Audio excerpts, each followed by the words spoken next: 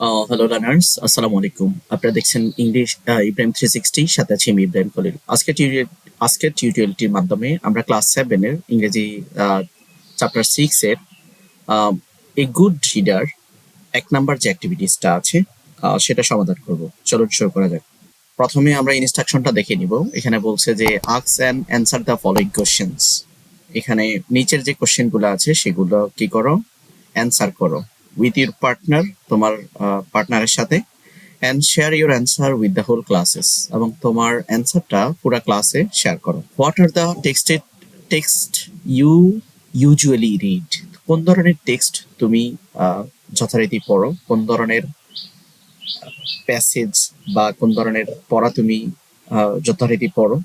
I usually read article on story. আমি বিভিন্ন গল্পের উপরে আর্টিকেল পড়ি, ট্যুরিজমের উপরে আর্টিকেল পড়ি, সায়েন্স অ্যান্ড এনিমেলস বুকের উপরে আমি বিভিন্ন আর্টিকেল যথারীতি পড়ে থাকি।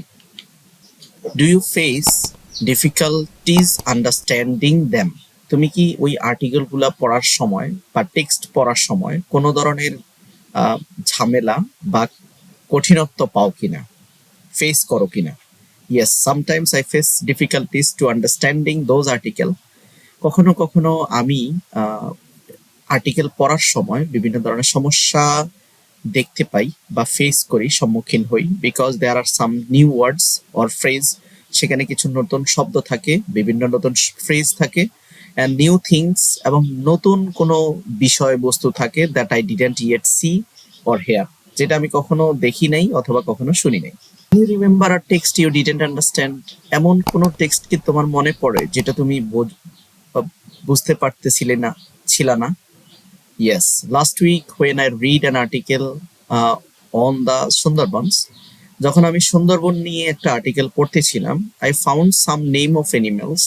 আমি কিছু প্রাণীর নাম পেয়েছিলাম, which I never heard before, যেগুলো আমি এর আগে কখনো শুনি নাই।